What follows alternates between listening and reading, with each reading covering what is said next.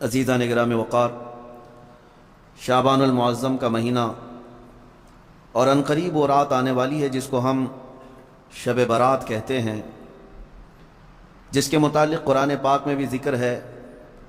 اللہ تعالیٰ نے یوں فرمایا: حامیم والکتاب المبین انا انزلناہ فی لیلۃ مبارکۃ انا کنا منذرین فیہا یفرق کل امر حکیم۔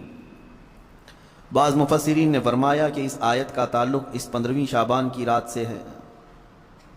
بہرحال اتنی بات تو سارے لوگوں کو پتہ ہوگی کہ اب ہمارے زندگی کا ایک باب 14ویں شعبان کو بند ہو جائے گا اور 15ویں شعبان کو ہمارے نئے سال کے تمام معاملات کا دروازہ پھر سے کھولا جائے گا۔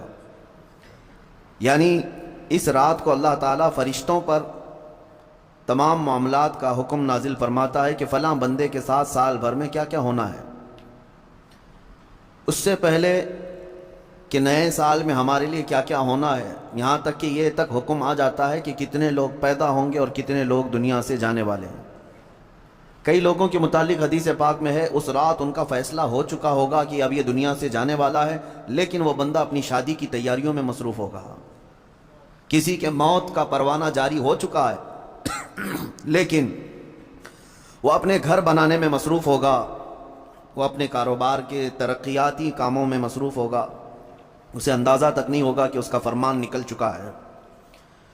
لیکن اس سے پہلے کی ایک بات کہ 15ویں شعبان کو ہمارے متعلق کیا کیا احکامات نازل ہوں گے، یہ سال شروع ہونے پر ہے، لیکن اس سے پہلے کہ ہمارے اعمال جو پیش ہوں گے اللہ کی بارگاہ میں سال بھر کے، اس سلسلے میں تو اب ہم غور کر سکتے ہیں، اس لیے کہ یہ بھی فرمایا گیا کہ خاتمے پر سب کچھ دار و مدار ہے اعمال کا۔ جو آپ لوگ سنتے ہیں نا، first impression is the best impression, لیکن یہاں پر اس کے برعکس ہے، last impression is the best impression. زندگی کے آخری وقت جو اعمال ہیں انہی کا اعتبار ہوگا۔ تمہارے زندگی کا دروازہ بند ہونے سے چند ثانیے پہلے جو تم کر رہے تھے اس کا اعتبار ہوگا۔ اسی لیے فرمایا گیا، میرے آقا صلی اللہ تعالیٰ علیہ وسلم نے ارشاد فرمایا، اللہ تعالیٰ نے کسی کو جنتی لکھا ہے کسی کو جہنمی، لیکن ہوتا یہ ہے کہ ایک بندہ نیک کام کر رہا ہے زندگی بھر، اچھے اعمال کرتا رہتا ہے، لیکن اس کے متعلق لکھا گیا کہ یہ جہنم میں جانے والا ہے۔ ہوتا کیسے ہے؟ فرمایا گیا موت کے آنے سے چند دنوں پہلے یا چند لمحوں پہلے وہ ایسے گندے کاموں میں مصروف ہو جاتا ہے جو جہنم کی طرف لے جاتے ہیں، انہی کاموں میں اس کی موت ہوتی ہے اور خاتمے پر ہی سب کچھ دار و مدار ہے، پھر اسے دوزخ کی طرف لے جایا جاتا ہے۔ اور کسی کے متعلق اللہ تعالیٰ نے جنتی لکھا ہے جبکہ اس کے کام برے تھے، زندگی میں عجب عجب کام کیا کرتا تھا۔ یہ کیسے؟ فرمایا گیا کہ وہ برے کاموں میں مصروف تو رہتا تھا، لیکن موت سے پہلے اچانک وہ اللہ کی طرف آ گیا، مسجدوں کی طرف آ گیا، یہ محافل میں بیٹھنے لگ گیا، اور اسی اثنا میں اس کی موت ہوئی تو آخر میں جو کچھ کرتا تھا اسی کا اعتبار کیا جائے گا اور اسے جنت بھیج دیا جائے گا۔ میرے عزیزوں، اب 15ویں شعبان سے پہلے میرے خیال سے 4 یا 5 دن بچے ہیں۔ اس سال جو کچھ بھی گزرا ہے اس پر اب ایک دروازہ بند ہوگا اور اللہ کی بارگاہ میں اس سال کی کتاب پیش ہوگی۔ یعنی شمسی سال کے اعتبار سے، انگریزی مہینوں کے اعتبار سے 2022 اور 23 انکم ٹیکس کا حساب ایسے ہی چلتا ہے، 20-21، 21-22، 22-23، اس طرح سے آپ کا 22 اور 23 کا حساب 4 دن کے بعد اللہ کریم کی بارگاہ میں جانے والا ہے۔ سال بھر کیا کیا کیا اس کا احتساب بھی ضروری ہے۔ اگر خود سے کیلکولیٹ کرو گے تو فیوچر تمہارا مستقبل اچھا ہو سکتا ہے، اگر احتساب نہیں کرو گے تو پرانی غلطیاں ویسی کی ویسی رہ جائیں گی اور اسی پر تم آگے عمارتیں بڑھاتے چلے جاؤ گے۔ احتساب اولیاء کاملین کی محفلوں کی ایک خاص تربیت کا نام ہے، احتساب۔ یعنی آپ آگے کے اینٹ رکھنے سے پہلے پیچھے ایک بار دیکھ لو کہ مجھ سے خطائیں کہاں کہاں ہوئی ہیں، غلطیاں کن کن باتوں پر ہوئی ہیں، اور اسی کو کہتے ہیں احتساب۔ یہ 4 دن جو آپ کے پاس بچے ہیں اس احتساب کے لیے بہت عمدہ ہیں، اور پھر ہو سکے تو جیسے ہمارے بزرگوں کا معمول ہے، ہم 14 شعبان کو بھی 15 شعبان کو بھی روزہ رکھ لیتے ہیں۔ وجہ کیا ہے؟ بعض لوگ خامخواہ ہم سے بحث کر رہے ہیں، اس کی دلیل کہاں ہے، اس کی دلیل کہاں ہے، یہ کہاں سے ثابت ہے، وہ کہاں سے ثابت ہے، ان کو شب برات کے روزوں کے متعلق۔ بڑی عجیب سی بات ہے۔ بات صرف اتنی سی ہے کہ ہماری تمنا یہ ہے کہ ہمارے اعمال جب اللہ کی بارگاہ میں جا رہے ہوں 14 شعبان کو، اس وقت بھی ہم روزے کے عالم میں ہوں، اور جب ہمارا نیا سال شروع ہو رہا ہو اس وقت بھی ہم روزے کے عالم میں ہوں۔ کیا یہ بہتر طریقہ نہیں ہے؟ اسی لیے بزرگوں کا معمول رہا کہ اس سال جو بھی چلا، جیسا بھی گیا، گزرا تو ہے، لیکن اخیر وقت کچھ ایسے اعمال کر لو کہ اللہ کی بارگاہ میں جب یہ پیش ہوں تو تمہارے لاسٹ امپریشن کو دیکھا جائے، تمہارے آخری اعمال کو دیکھا جائے کہ آخر میں یہ کیا کرتا تھا۔ اور ہو سکتا ہے اس آخری عمل کی بدولت اللہ تعالیٰ پچھلے تمام گناہوں کو معاف فرماتے ہیں۔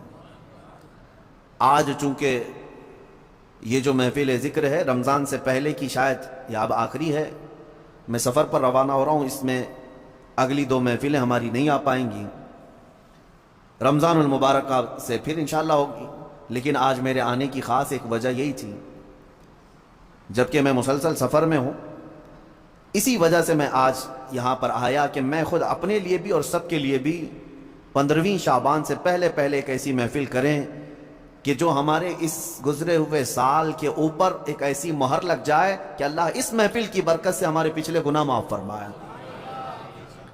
عزیزان گرامی وقار، میں بس مختصر سی بات عرض کروں گا۔ اللہ نے قرآن میں فرمایا ہے، دوڑو اللہ کی طرف، ففروا الی اللہ، اللہ کی طرف دوڑے آ جاؤ، سابقوا الی الخیرات، نیکیوں کی طرف دوڑ بھاگ کرو، جتنا ہو سکے بھاگو۔ صحابہ کرام رضوان اللہ تعالی علیہم اجمعین میں اس بات کا تو کمپٹیشن ہوتا تھا، وہ نیکیوں میں سبقت لے جانے کے لیے ایک دوسرے کے آگے بڑھنے کی کتنی تمنائیں کرتے، اور یہاں ہم کن چیزوں میں آگے بڑھنے کی ہوڑ لگی ہے دنیا میں، باقی نیکیوں کی طرف کتنے لوگ دوڑتے ہیں وہ سب کو پتہ ہے۔ اکثر کو تو یہ چاہیے کہ مجھے سب سے پیچھے والی جگہ ملے، نہیں، سب سے آگے بڑھنے کی تمنا کیوں نہیں ہے؟ سیدنا ابو بکر صدیق اور حضرت عمر فاروق رضی اللہ تعالیٰ عنہ کا معمول یہ تھا کہ حضرت عمر کہتے ہیں میں ڈھونڈ کر کے مدینے میں کچھ ایسی نیکی کرنا چاہتا تھا جو ابو بکر نہیں کرتے، کہیں پر بھی ان کے برابر ہو جاؤں یا ان سے آگے بڑھ جاؤں۔ بڑی مشکل سے حضرت عمر کو ایک گھر ملا، ایک بوڑھی عورت جس کا کوئی نہیں رہتا تھا۔ حضرت عمر نے طے کر لیا کہ اس کی بیوہ عورت ہے، اس کے گھر کا سارا کام میں کر دوں گا، کسی کو پتہ بھی نہ چلے، نیکی کا کام ہے۔ وہ فجر میں نماز کے بعد جا کر دیکھے تو اس عورت کا سارا گھر کا کام پہلے سے کیا ہوا ہے، جبکہ وہ بستر سے اٹھ نہیں پاتی، اس کے گھر کے برتن، اس کا بستر، سب کچھ صاف ستھرا ہے۔ دوسرے دن آ کر دیکھے وہی حال تھا۔ حضرت عمر کہتے ہیں تیسرے دن میں اذان فجر سے پہلے ہی چھپ کر دیکھنا شروع کیا کہ آخر اس کے گھر کا کام کرتا کون ہے۔ کہا ایک چادر اوڑے ہوئے ایک شخص آیا، گھر میں داخل ہوا، جھاڑو لیا، جھاڑنے لگا، ساری چیزیں ڈھنگ سے رکھنے لگا، اذان ہونے لگی، وہ اس عورت کے گھر سے باہر نکلنے لگا۔ حضرت عمر کہتے ہیں میں قریب جا کر چادر ہٹایا تو ابو بکر صدیق تھے۔ پھر کہا ایک یہ مثال، حضرت عمر کہتے ہیں میں کبھی آگے بڑھ ہی نہیں سکتا، میں جہاں کوشش کرتا ہوں اس سے پہلے حضرت ابو بکر پہنچے ہوئے ہوتے۔ جب آپ کی خلافت کا وقت تھا تب آپ نے اعلان کیا، حضرت عمر فاروق نے، کوئی ایسی نیکی جو ابو بکر کرتے تھے اور میں نہیں کر رہا ہوں تو لوگوں مجھے بتا دو تاکہ میں برابر ہو جاؤں۔ کسی ایک صاحب نے کھڑے ہو کر کہا حضرت ابو بکر جب خلافت کرتے تھے ان کے زمانے میں وہ سب کے حقوق ادا کرتے، لیکن روزانہ وہ دوپہر کے وقت اپنے ہاتھ میں توشادان لے کر جنگل کی طرف جاتے اور پتہ نہیں کسی کمزور یا کوئی معذور یا محتاج کو کھلا کر آتے، لیکن ہمیں یہ نہیں معلوم کس کو کھلاتے تھے۔ یہ حضرت ابو بکر کا معمول تھا۔ حضرت عمر نے کہا یہ تو مجھے بھی نہیں معلوم تھا، میں کل سے ہی یہ کام شروع کرتا ہوں۔ دوسرے دن حضرت عمر نے اپنے گھر سے توشادان لیا، روٹی سالن، اور لے کر اسی جنگل کی طرف چل پڑے۔ وہاں کس کو کھلاتے تھے کیا پتہ، دن بھر ڈھونڈتے رہے، کوئی ملے، کوئی نہیں ملا۔ شام کا وقت قریب آ رہا تھا، ایک پہاڑ کی چوٹی میں ایک غار سے کسی کے ذکر کرنے کی آواز آ رہی تھی۔ حضرت عمر اس آواز کی طرف لپک گئے، دوڑ کر جا کر دیکھا کہ کوئی ہے یہاں پر مجبور۔ اللہ اکبر، جیسی غار کے اندر نظر پڑی تو دیکھا ایک ایسا شخص بیٹھا ہوا ہے جس کے ہاتھ بھی کٹے ہیں، پیر بھی کٹے ہیں، اور آنکھوں سے بھی بینا نہیں ہے، اندھا ہے، نابینا ہے۔ اتنی معذوری کے عالم میں اگر کوئی بیٹھا ہوا ہے اور غار میں. تو حضرت عمر کہتے ہیں مجھے تو یقین ہو گیا کہ یہی وہ بندہ ہے جس کو حضرت ابو بکر کھلایا کرتے تھے. اس کا کھانا وقت کا خلیفہ کھلایا کرتا تھا. حضرت عمر کہتے ہیں میں گیا, چپکے سے جا کر بیٹھ گیا, میں نے آواز بھی نہیں کی تاکہ اس اندھے شخص کو یہ معلوم بھی نہ ہو کہ کون کھلانے آیا ہے. آپ نے روٹی توڑ کر سالن میں بھگوئی اور اس اندھے کو منہ میں روٹی رکھی. جیسے ہی اس کے منہ میں روٹی کا ٹکڑا گیا وہ چیخ کر کہتا ہے آنے والے, کیا ابو بکر کا انتقال ہو گیا؟ کون آیا ہے آج کھلانے کے لیے؟ حضرت عمر کہتے ہیں تو اندھا ہے, نابینا ہے, تجھے کیسے خبر کہ آنے والا ابو بکر نہیں ہے؟ وہ کہتا ہے اس لیے کہ ابو بکر کو پتا تھا میرے منہ میں دانت نہیں ہے, وہ اپنے منہ سے چبا کر میرے منہ میں روٹی ڈالتے تھے. آج تو نے پوری روٹی اٹھا کر ڈالی تو مجھے سمجھ میں آ گیا کہ آنے والا ابو بکر نہیں ہے, کوئی اور آیا ہے. حضرت عمر کی آنکھوں سے آنسو آئے, باہر نکل کر کہتے ہیں قسم رب ذوالجلال کی ہے ابو بکر آپ سے ایک قدم بھی میں آگے نہیں بڑھ سکتا. لیکن تھی تو دوڑ, سابقوا الی الخیرات جس کو اللہ نے فرمایا, یعنی نیکیوں کی طرف بھاگو, دوڑو. آپ کے اندر یہ مقابلہ آرائی اگر آ جائے, جس کو ہیلتھی کمپٹیشن کہا جاتا ہے, اس میں حسد نہیں ہے, اور اگر اس میں حسد بھی ہو تو نیکیوں میں ہے. رشک جس کو کہتے ہیں, جس کو فرمایا کہ حسد ایک جگہ جائز ہے, وہ علم ہے, یعنی اس کو اتنا علم ہے تو میں اور علم حاصل کروں. اگر کوئی 2 رکعت نماز پڑھ رہا ہے تو آپ کے اندر اس بات کی تمنا جاگنی چاہیے میں 4 پڑھوں. نیکیوں میں دوڑ لگاؤ. اور آپ کو پتا ہے صدقہ دکھا کر دینا افضل ہے کہ چھپا کر دینا افضل ہے؟ سب کو پتا ہے چھپا کر دینا افضل ہے نہیں, لیکن زکوٰۃ دکھا کر دینا افضل ہے. زکوٰۃ کو چھپا کر نہیں, دکھا کر دینا افضل ہے. کیوں؟ تم جتنا بانٹ رہے ہو دوسروں کو بھی ترغیب ہو, اس سے زیادہ وہ خیرات کرے گا. اس لیے نہیں کہ اپنے دیالو ہونے کا ذکر کرے کہ میں بہت زیادہ دانی ہوں, میں بہت زیادہ لوگوں پر لٹانے والا ہوں, فیاض ہوں, سخی, اس نیت سے نہیں. بلکہ اگر 500 کی نوٹ نکال کر کے دیا تو ادھر ادھر جو لوگ بیٹھے ہیں ان کے دلوں میں یہ شوق پیدا ہو کہ میں 1000 دوں, کیونکہ انسان کی فطرت ہے, وہ مقابلہ کرتا ہے, اور ایسے میں مقابلہ کرے تو بہت اچھی چیز ہے, یہ کمپٹیشن اچھا ہے. اور میں اسی بات کی ترغیب دیتا ہوں نوجوانوں کو بھی کہ آپ خود دوسروں کے متعلق بہت ساری چیزیں پوچھتے رہتے ہیں, بہت ساری چیزیں پوچھتے ہیں, کتنا کماتے ہو, نوکری کون سی ہے, کون سی کمپنی ہے, سیلری کتنی, پیکج کتنا, یہ سب سوالات ہیں. اور جب وہ جواب دیتا ہے میری کمپنی فلاں ہے, تنخواہ میری 50 سے 70 ہزار کی ہے, اور پھر سہولیات کیا ہیں, گاڑی آتی ہے, لے جاتی ہے, چھوڑتی ہے, یہ سب سنتے ہو, پھر دل میں یہ تمنائیں جاگنے لگتی ہیں میری تو 1 لاکھ ہونا چاہیے, میری کمپنی اس سے بڑی ہونی چاہیے, مجھے بھی ایسی سہولیات ہونی چاہیے. یہ جو تمنا تمہارے دل کے اندر آئی تمہارے پوچھنے پاچھنے کی وجہ سے ہی آئی. لیکن مجھے بتاؤ کیا اپنے دوستوں میں کسی سے کبھی یہ سوال کیا کتنے ختم قرآن ہوئے؟ سال بھر میں کوئی جمعرات پیر کا روزہ رکھتے ہو؟ نہیں پوچھتے آپ. نہ آپ اس کی تلاوت قرآن کو پوچھتے ہو, نہ آپ اس کے روزوں کو پوچھتے ہو, نہ آپ اس کی نمازوں کے متعلق. میرے عزیزو یہ بھی پوچھتے, اگر وہ بندہ عبادتوں میں آگے ہے تو تمہارے دل میں بھی یہ تمنا آ جاتی کہ کاش میں بھی اس کی طرح سے اور آگے بڑھ جاؤں. میں یہ باتیں صرف اس لیے کہہ رہا ہوں کہ رمضان المبارکہ میں آپ سب کا یہی کمپٹیشن ہو جائے تو ہر ایک کا رمضان بہتر سے بہترین ہوگا. بہتر نہیں بلکہ بہترین ہوگا, بہترین ہوگا. عزیزان گرامی وقار, مجھے یاد ہے بچپن میں جب چھوٹے تھے تو رمضان میں روزانہ اسکول جانے کے بعد یہی چیزیں ہوتی تھی, تیرے کتنے روزے ہوئے, تیرے کتنے روزے ہوئے. ہر ایک کے روزے ہی ایک دوسرے کو پوچھتے رہتے. لیکن ہو سکتا ہے آپ کے ساتھ بھی ایسا ہوتا رہا ہوگا, سارے دوست جیسے 10 رمضان آ گئے, 15 رمضان آ گئے, ہر ایک کو پوچھتے رہتے ہیں کتنے ہوئے کتنے ہوئے. کسی کے 7 ہوئے, کسی کے 10 ہوئے, کسی کے 12 ہوئے, اور کوئی کہتا ہے پورے ہوئے, اب تک کے پورے ہوئے.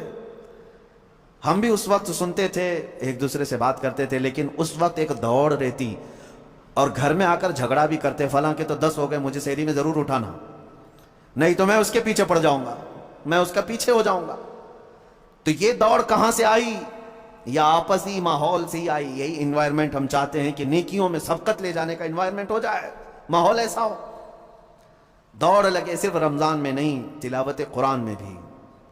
میں آپ کو بتاؤں, آج تقریباً 6 سال سے زیادہ کا عرصہ ہو گیا ہوگا ہماری ذکر کی محفل کو. اس سے قبل مدینہ جامع مسجد میں بھی ذکر کی محفلیں ہوتی رہیں, اس کے بعد پھر یہاں پر ایک ایسے بندے کو میں جانتا ہوں، ان پچھلے 6 سالوں سے لے کر آج تک ذکر کی ایک محفل بھی اس کی ناغہ نہیں ہوئی۔ اب تک جتنی محفلوں میں میں حاضر رہا اتنی محفلوں میں وہ بھی حاضر ہے۔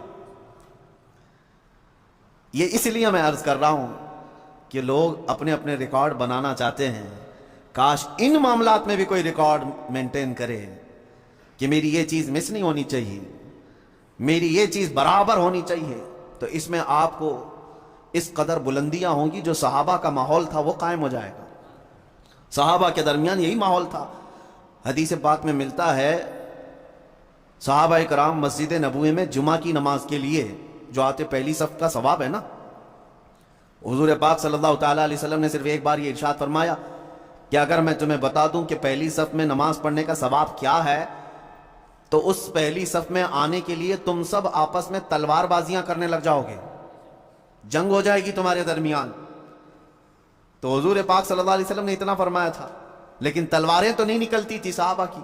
لیکن جمعہ کی نماز کے لیے جو صحابہ مسجد نبوی میں آتے تھے، جانتے ہیں وہ کب آتے؟ فجر کی نماز میں آ جاتے تھے۔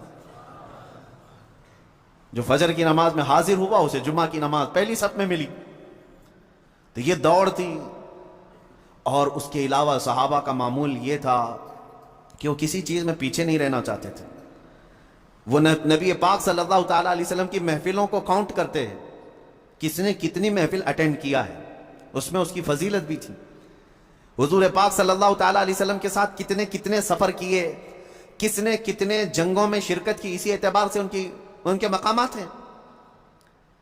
کوئی صحابی ہیں جو حضور پاک صلی اللہ تعالیٰ علیہ وسلم کے ساتھ 10 جنگوں میں شریک رہے، کوئی 12 جنگوں میں شریک رہے، اور کچھ صحابہ ایسے ہیں جنہوں نے حضور کی ہر جنگ میں شرکت خود فرمائی۔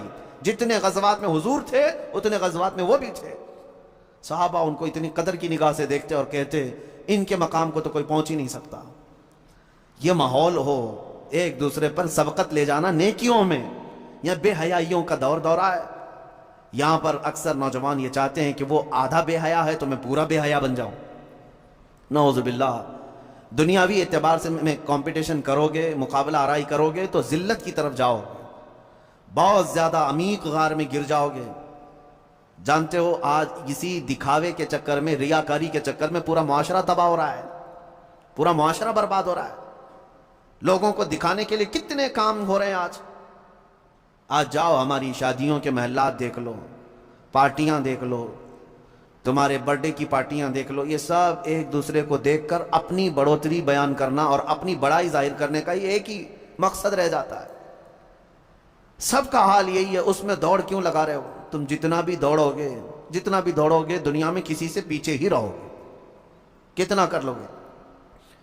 کسی صاحب نے اپنی بیٹی کی شادی میں 10 لاکھ روپے خرچہ کیے، آپ نے دیکھا اتنا ڈیکوریشن ہے، اتنا فلاں ہے، اتنا فلاں ہے۔ اسی دن سے آپ کے دل میں یہ تمنا جاگنے لگی میں 15 لاکھ کر کے دکھاتا ہوں۔ تیسرا کھڑا ہوا، وہ کہا کہ میں 20 لاکھ خرچہ کر کے دکھاتا ہوں۔ ان تمام چیزوں میں کیا کمپٹیشن نہیں ہے، بلکہ باپ جو خرچہ کرتے ہیں وہ اپنی جگہ پر، خود نوجوان کو یہ فکر ہے میرا دوست اتنا خرچہ کیا تھا میں اتنا کروں۔ یعنی تم شادی اپنی زندگی کے لیے نہیں، اس کو دکھانے کے لیے کر رہے ہو۔ یہی تو دوڑ ہے، اپنے لیے نہیں کر رہا ہے بندہ۔ بہت ساری چیزیں ایسی ہیں دوسروں کو دکھانا ہے، دوسرے سے مجھے آگے بڑھ کر کے دکھانا ہے، اس سے بہتر مجھے کر کے دکھانا ہے۔ دنیا میں اس سے بہتر کے چکر میں تم لٹ گئے، لیکن بہتر نہیں ہو پایا۔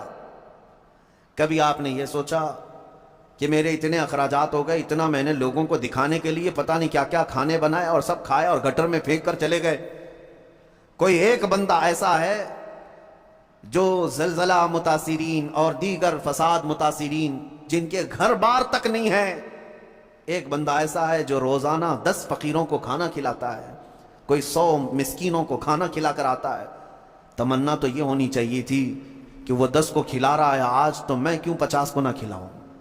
یہاں پر اگر تم کھلانے کی بات کرتے تو اللہ کا قرب حاصل کرتے، اللہ کا قرب حاصل کرتے۔ باقی پارٹی شارٹی جو ہے اس میں سوائے اسراف اور فضول خرچی اور بربادی کے کچھ حاصل نہیں ہے، کچھ حاصل نہیں۔ اور کب تک لوگوں کو راضی کرو گے؟ میں نے دیکھا ہے گھنٹے 2 گھنٹے کے لیے تمہاری پارٹی میں آئیں گے، گن کر کے جائیں گے کتنے کھانے بنے ہیں، یہی گننے کے لیے لوگ آتے ہیں۔ ٹھیک ہے، 6 قسم کے کھانے تم نے بنائے تھے، وہی تمہارے ہاں جو کھایا ہوا ہے کل کسی اور کے ہاں کھائے گا اور بولے گا ارے بھائی تمہاری تو 6 ہی تھی، میں آج یہاں پر 8 والے کھا کے آیا ہوں۔ تمہاری تو سارے اخراجات، تمہاری ساری فیلنگ تو گئی، ختم ہو گئی۔ جس کو راضی کرنے کے لیے اتنے خرچے کیے تھے، تمہاری استطاعت سے بڑھ کر کے خرچہ کیا تھا، وہ کسی اور جگہ کھا کر کے پھر یہ کہے گا تیرا کم تھا، فلاں کا زیادہ تھا، تو تمہیں بے سکونی ایسی ہی رہ جائے گی، وہ بے اطمینانی ویسی رہ جائے گی۔ چھوڑو، اسی لیے کہا ہے شاعر نے، چھوڑ فکر دنیا کی، چل مدینے چلتے ہیں۔ اور وہاں دوڑنے کی جتنے لوگ بات کرتے ہیں وہ سبقت لے جاتے ہیں، سبقت لے جاتے ہیں۔ اسی لیے ہم نے دیکھا ہے، میں بلا مبالغہ کہہ رہا ہوں، میں اکثر ان بزرگوں کی تاریخ پڑھتا بھی ہوں اور ان کی کتابیں مجھے بڑی پسند بھی ہیں، یا ان کی صحبت مجھے بہت اچھی لگتی ہے، جو کثرت سے میرے آقا صلی اللہ تعالیٰ علیہ وسلم کے کمالات کا ذکر کرتے ہیں۔ دل لگتا ہے ان بزرگوں کے پاس۔ اس کی وجہ یہی ہے کہ ان کو ہم جتنا پڑھتے ہیں ہمارے اندر سے اتنا ہی عشق رسول بڑھتا چلا جاتا ہے، اتنا ہی بڑھتا چلا جاتا ہے۔ ہو سکتا ہے پہلے ایسی ایسی تمنائیں نہیں تھی، لیکن بزرگوں کو پڑھنے کے بعد کچھ اور ہی تمنائیں ہونے لگتی ہیں۔ ظاہر سی بات ہے، پیر مہر علی شاہ رحمۃ اللہ تعالیٰ علیہ، اعلیٰ حضرت امام اہل سنت فاضل بریلوی، یہ مدینے گئے تھے حضور پاک صلی اللہ تعالیٰ علیہ وسلم کی بارگاہ میں۔ ہزاروں نے، لاکھوں، کروڑوں لوگ آتے ہیں، اپنی اپنی تمنائیں مانگتے ہیں، یا رسول اللہ میں فلاں ہو گیا، فلاں ہو گیا، آپ مجھے یہ عطا کر دیں، وہ عطا کر دیں۔ لیکن ان بزرگوں کے سوال تو یہ تھے کہ یا رسول اللہ کچھ نہیں، بس آپ اپنی قبر انور سے باہر آ کر دیدار کرا دیں، تجھ سے تجھی کو مانگ کر مانگ لی ساری کائنات۔ ان کا فلسفہ یہ تھا، تجھ سے تجھی کو مانگ کر مانگ لی ساری کائنات، وہ اپنے ہو گئے تو رحمت پروردگار اپنی۔ اور یہ سوال کیا، اور دونوں بزرگوں کو پہلی مرتبہ، دوسری مرتبہ، تیسری مرتبہ امید تو ان کی پوری نہیں تھی، یعنی وقتی طور پر ان کی مانگی ہوئی چیز تو سامنے نہ ملی، حکمتیں ہیں۔ دوسرے دن اعلیٰ حضرت فاضل بریلوی نے بھی اپنے ماتھے کی آنکھوں سے جلوہ رسول کو دیکھا۔ پیر مہر علی شاہ صاحب مدینے سے رخصتی ہو گئے، یہ کہتے ہوئے کتے مہر علی کتے تیری سنا، گستاخ آنکھیں کتھی جا اڑیاں، اے مہر علی کہاں تیرا منہ اور کہاں وہ مقام، تیری آنکھیں کیا اس لائق ہیں کہ تو دیکھنے کی تمنا کر بیٹھا۔ پھر یہی سوچ کر کے نکلے، وادی ہمرا پہنچے تھے، مکہ جانے کا راستہ ہے بدر کے قریب، وادی ہمرا، عصر کی نماز سے فارغ ہوئے تھے، دیوار کے پاس میرے مصطفیٰ کا دیدار ہوا، پرانی دیوار کے پاس کھڑے نبی پاک صلی اللہ تعالیٰ علیہ وسلم اپنے کمالات، اپنے جلووں کے ساتھ تشریف لائے۔ اب میں آپ کو یہ بات عرض کر رہا ہوں، کیوں میں نے یہ ذکر کیا، ہم نے اعلیٰ حضرت کو بھی پڑھا، پیر مہر علی شاہ صاحب کو بھی پڑھا، ہم ویسے بھی عمروں پر جاتے رہے، حج پر جاتے رہے، لیکن اب جب جاتے ہیں تو یہی تمنا ہوتی ہے کہ آقا جب انہیں دے سکتے ہیں تو ہمیں کیوں نہیں دے سکتے۔ یا رسول اللہ، آپ کے متعلق تو ہمیں اتنا ہی معلوم ہے، ایک میرا ہی رحمت میں دعویٰ نہیں، اور ہمارا حال اگرچہ ان بزرگوں کے برابر کا نہیں ہے، وہ پہنچے ہوئے عاشقان رسول ہیں، کمالات ہیں، ان کی عبادات ہیں، سب کچھ اپنی جگہ پر ہے، لیکن اتنی بات تو پکی ہے، رسول گنہگاروں کے بھی تو ہیں، امتی تو ہم بھی ان کے ہیں۔ نبی پاک صلی اللہ تعالیٰ علیہ وسلم کی بارگاہ میں یہ تمنا کرنا اور اس طرح کی التجا کرنا کس نے سکھایا؟ انہی بزرگوں کی تاریخ نے سکھایا۔ اسی لیے میں کہتا ہوں، ایسوں کو دیکھو کہ تمہیں نیکیوں کی طرف بڑھنے کا شوق پیدا ہو جائے، ایسوں کو دیکھو، ان لوگوں کو نہ دیکھو جو دنیا میں مست ہیں، مگن ہیں، کوئی ناچ رہا ہے، کوئی تھرک رہا ہے، تم ان کو دیکھ کر کے یہ سوچنے لگتے ہو کہ مجھے بھی ایسی زندگی گزارنی چاہیے۔ شیطان تمہیں نیچے کی طرف لاتا ہے۔ دنیا داروں کو جب جب دیکھتے رہو گے گناہوں کی خواہش پیدا ہوتی رہے گی۔ ایک بات یاد رکھ لینا، گناہ تمہارا نفس بعد میں کرتا ہے، لیکن تمہاری آنکھیں پہلے نظارے دکھاتی ہیں، دنیا کی رنگینیاں تمہارے سامنے لاتی ہیں، فلاں کی زندگی، فلاں کی زندگی، فلاں کی زندگی۔ آپ کیا سمجھتے ہیں ٹی وی، یہ تمام چیزیں جو لائی گئی ہیں، ٹیلی ویژن، پوری دنیا بھر کی عیاشی تمہارے آنکھوں کے سامنے لائی جاتی، کیوں؟ یہ شیطان اچھی طرح یہ جانتا ہے کہ یہ نفس پر ہزار کنٹرول کر لے گا، لیکن اپنی آنکھوں پر کنٹرول کرنا اس کو بہت مشکل ہے، اور جہاں یہ نگاہیں بہکی، پھر یہ نگاہوں کے اثر میں اس کا پورا نفس بھی وہی کام کرے گا۔ آج یہی حالات ہے میرے عزیز، اسی لیے دیکھو، مگر ان کو دیکھو جو میرے مصطفیٰ کے دیوانے ہیں، ان کو بار بار دیکھتے رہو، بار بار سنتے رہو۔ تمہیں جنت کی طرف بھاگنے کا شوق پیدا نہ ہوا تو مجھے بتانا، ان کو بار بار دیکھو. اور یہ دنیا داروں کو جتنی بار دیکھو گے دنیا میں جینے کی ہوس بڑھتی چلی جائے گی. نہیں مجھے اور جینا ہے. اور چھوٹی چھوٹی چیزوں سے ڈرنے لگو گے. ارے نہیں ابھی تو مرنا نہیں ہے مجھے ابھی اتنا بنگلہ بنانا ہے, مجھے ابھی یہ کرنا ہے. دنیا داروں کو جتنی بار دیکھتے جاؤ گے ہوس بڑھتی جائے گی دنیا میں جینے کی. لیکن ایک بات پکی میں آپ کو بتاؤں, عاشقان مصطفیٰ کو جتنی بار دیکھو گے موت کی تمنا آتی رہے گی, کب آنکھیں بند ہوں گی, کب حضور کا زیارت ہوگی.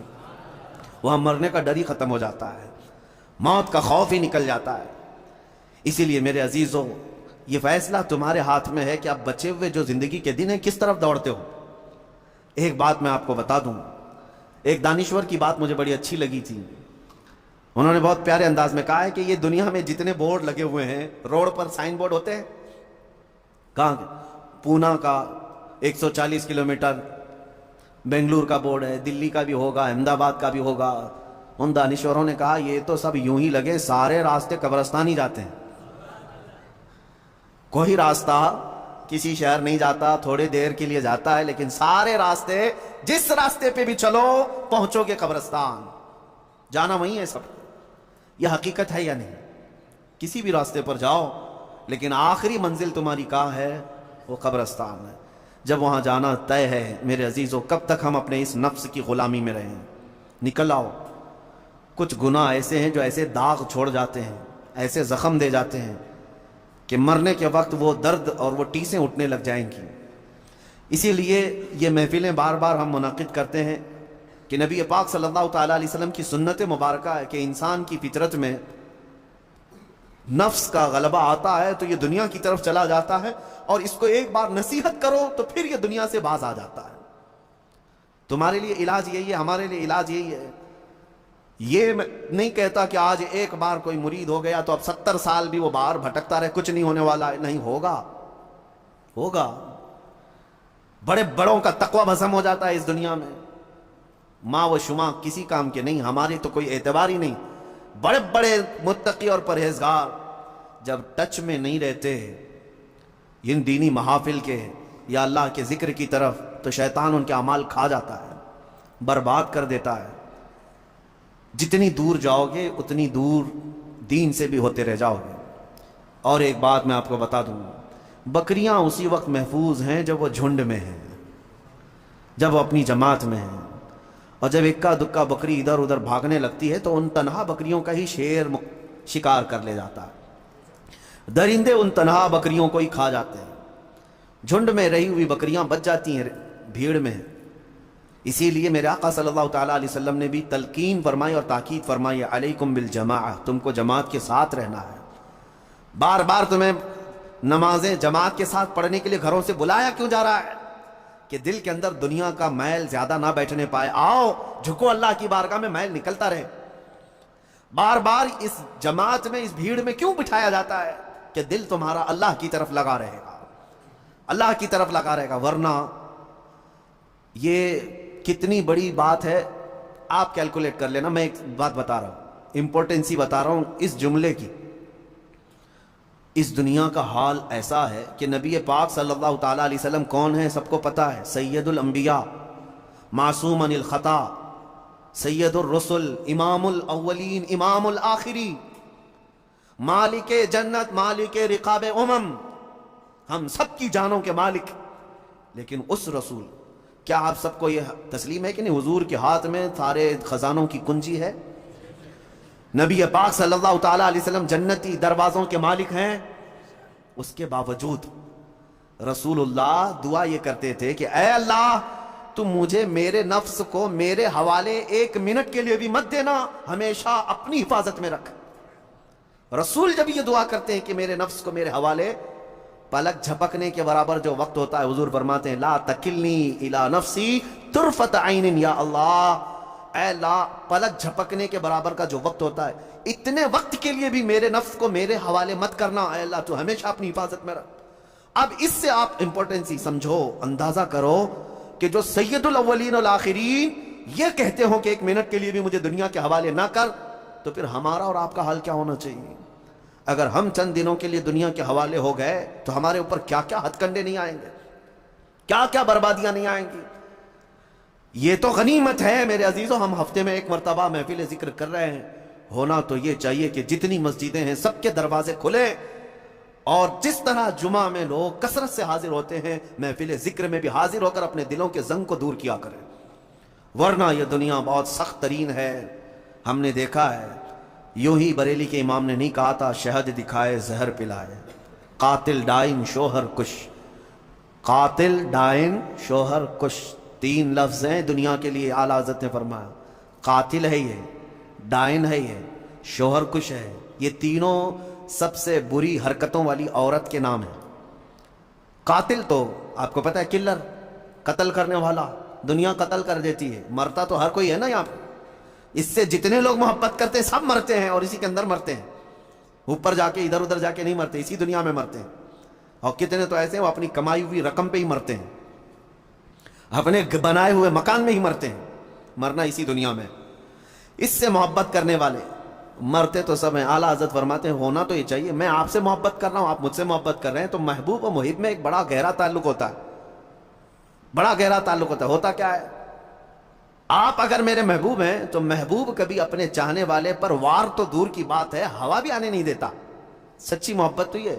لیکن یہ دنیا کیا ہے, اعلیٰ حضرت فرماتے ہیں ڈائن ہے. ڈائن, ڈائن کس عورت کو کہتے ہیں پتہ ہے؟ جو روزانہ شوہر بدلتی ہے, اس کا ایک شوہر نہیں ہوتا. ایسی عورت کو ڈائن کہتے ہیں جو روز شوہر بدلتے رہتے ہیں, مجنو بدلتے رہتے ہیں. یہ دنیا کی کیفیت ہے.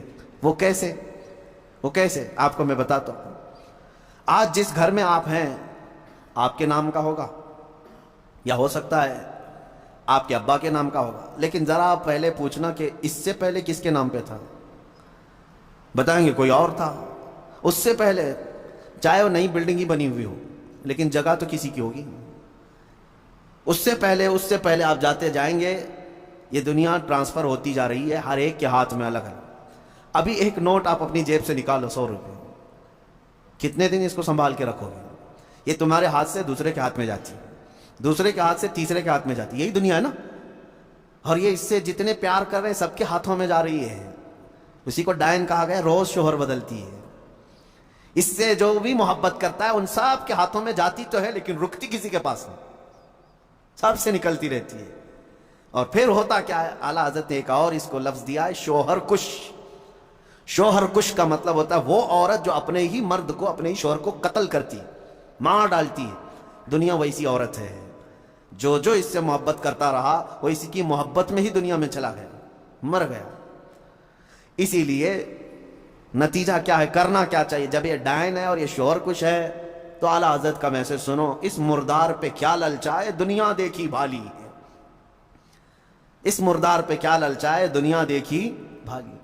ایک بات میں آپ کو بتاؤں, رسول پاک صلی اللہ تعالیٰ علیہ وسلم کی حدیث ہے, میں اب گفتگو کلوز کرتا ہوں قریب ہے. الدنیا جیفۃ وطالبها الکلاب. دنیا مردار کی طرح ہے اور اس کا طلب کرنے والا کتے کی طرح ہے. کتے کی طرح ہے. کبھی آپ نے سوچا کتا کہنا گالی ہے؟ گالی ہے؟ سنو گے کسی سے کہ تم کو کوئی کتا کہہ دے؟ نہیں. یہ اور بات ہے کہ ہم نسبت جب کسی بلند جگہ سے کرتے ہیں تو کتا بھی افضل ہوتا ہے. اگر ہم دربار رسول کا کتا کہتے تو یہ گالی نہیں, یہ فخر کی بات ہے. لیکن ویسے اگر آپ کو کتا کہہ دیا تو برا لگتا ہے. کیوں برا لگ رہا ہے؟ جبکہ آپ کو اگر پوچھے تو آپ خود ہی کہیں گے کتا بڑا وفادار ہوتا ہے, اس کے اندر تو یہ کوالٹی ہے. کتا اپنے مالک کو چھوڑتا نہیں, کتا اپنے مالک کے دوستوں پر بھونکتا نہیں, کتے کو دو نہ دو دروازہ چھوڑتا نہیں. اتنی اچھی اچھی کوالٹیز اس کے اندر ہے, تو کتا تمہیں کہے تو برا کیوں لگ رہا ہے؟ اس کے اندر تو اچھی اچھی خاصیتیں ہیں, کوالٹیز ہیں, کیوں برا لگ جاتا ہے آپ کو؟ کتے کے اندر اچھی عادتیں نہ ہوتی تو اسے نگرانی کے لیے کیوں پالا جاتا؟ آج چوکیداری بہت اچھی کرتا ہے, نگرانی بہت اچھی کرتا ہے, وفاداری بڑی اچھی طرح نبھاتا ہے, مالک کے لیے مر بھی جاتا ہے. لیکن بہت اچھی بات ایک دانشور نے کہا ہے, کتا کہنے سے آپ کو تکلیف کیوں ہوتی ہے؟ میں بتاتا ہوں. کتے کے اندر اچھی کوالٹی سب ہیں, لیکن جب وہ کچھ کھانے لگتا ہے نا, گوشت ڈالو, مردہ کھا رہا ہو, کوئی بھی ہو, دوسرا کتا آئے تو اسے برداشت نہیں کرتا, بھونکنے لگ جاتا ہے دانت پھاڑ کر کے. بعضوں نے کہا ہے یہ انسان کا تو ہو گیا لیکن اپنی برادری کا نہیں ہو پایا. یعنی اپنے بھائی کو برداشت نہیں کیا. ارے انسان تو دوسرا ہے, اس کی جنس کا تھوڑی نا ہے. جینڈر میل کھاتے ہیں کیا کتے کے اور انسان کے؟ نہیں ہے. لیکن کتے کی یہی عادت خراب ہے کہ وہ اپنے بھائی کو اپنے کھانے میں برداشت نہیں کر پاتا. اسی وجہ سے رسول پاک صلی اللہ علیہ وسلم نے فرمایا دنیا کا طلبگار کتے کی طرح ہے. یہ اچھی بات نہیں ہے. بہرحال خلاصہ کلام یہ ہے, 4-5 دن باقی رہ گئے ہیں 15ویں شعبان کو, اور اس سال کا چیپٹر کلوز ہونے جا رہا ہے. ہمارے سارے اعمال اللہ کی بارگاہ میں پیش ہوں گے, فرشتے لے کر کے جائیں گے, مولا پچھلے سال 15ویں شعبان سے لے کر اس سال کے 14 شعبان تک ان لوگوں نے یہ سارے کام کیے. اب تمہیں پتا ہے, اللہ کو پتا ہے کیا کیا کیے. تم نے کتنی نمازیں چھوڑی وہ بھی لکھا ہوگا, کتنے روزے تم نے رمضان میں پچھلے مس کیے وہ بھی لکھا ہوگا, کتنے زکوٰۃ دبا کر کون بیٹھا ہے وہ بھی لکھا ہوگا, کتنے تم نے لوگوں کے مال کھائے وہ بھی لکھا ہوگا, کتنوں پر غلط نگاہ ڈالی وہ بھی لکھا ہوگا, کتنوں کے ساتھ دھوکہ کیا ہے وہ بھی لکھا ہوگا. یہ تمام چیزیں تو اس میں لکھی ہوئی ہیں. اور اسی حالت میں اب یہ جانے والے فرشتوں کے ہاتھوں اللہ کی بارگاہ میں رپورٹ جا رہی ہے. تم 1000 چلاؤ رپورٹ تو جائے گی, کیونکہ فرشتے وہ نہیں ہیں جو رشوت لے کر رپورٹ بدل دے. ہاں انکم ٹیکس والے نہیں ہیں وہ اللہ کے فرشتے ہیں. لا یعصون اللہ ما امرهم ویفعلون ما یؤمرون. اللہ نے جس بات کا انہیں حکم دیا اس میں ایک رتی برابر وہ نافرمانی نہیں کرتے. جس بات کا انہیں حکم دیا گیا وہی کرتے ہیں. وہ اپنی ڈیوٹی کے پکے لے کر جائیں گے, ابھی سب کے اعمال لے کے جائیں گے. پیچھے گھوم کر کے دیکھ لو سال بھر میں کیا کیا کیے ہو, تمہیں اچھی طرح سے معلوم ہوگا کس مہینے میں کیا کیا عمل ہوئے ہیں. بھول جاتے ہو تو یہ اور ایک بڑا عذاب ہے. اگر گناہ کر کے بھول جاتے ہو تو یہ اور ایک بڑا عذاب ہے. یاد رکھو گے تو آگے کی زندگی اچھی ہو سکتی ہے. لیکن اب رپورٹ جا رہی ہے. ایک کام کر سکتے ہو, رشوت تو نہیں دے سکتے انہیں, کسی طرح کی لالچ بھی نہیں دے سکتے فرشتوں کو, اے فرشتوں میری یہ چیز چھپا دینا, یہ چیز چھپا دینا, کچھ نہیں کر سکتے. ایک چیز ہے, قرآن میں اللہ نے فرمایا ان الحسنات یذہبن السیئات. کچھ نیکیاں ایسی ہیں کہ اگر تم کرو گے تو برائیوں پر پانی پھیر دیا جائے گا. رپورٹ تو وہ لے کر ہی جائیں گے, لیکن 4 دن میں کچھ ایسا کرو کہ اس رپورٹ کے اوپر صرف اور صرف تمہاری نیکیاں ہی درج ہوں, باقی سارے گناہ ویسے ہی مٹا دیے جائیں. یہ ہو سکتا ہے. آج کے ذکر کو بھی نہایت ہی خلوص کے ساتھ اللہ کی بارگاہ میں اپنے پچھلے تمام گناہوں سے توبہ کرتے ہوئے کھڑے ہو جاؤ, اور اس کے بعد یہ عہد بھی کرو کہ اے اللہ میں سچی توبہ کے ساتھ تیرے دربار میں آیا ہوں. میں جب جب بھٹکوں, جب جب میرا قدم ڈگمگائے, آج اتنی دعا ہے کہ مولا میرے قدموں کو سنبھال لے اور مجھے دنیا میں ڈوبنے سے بچا لے. جب تک زندہ رہوں اپنی رحمت میں جگا دے, جب آنکھیں بند ہوں تو دامن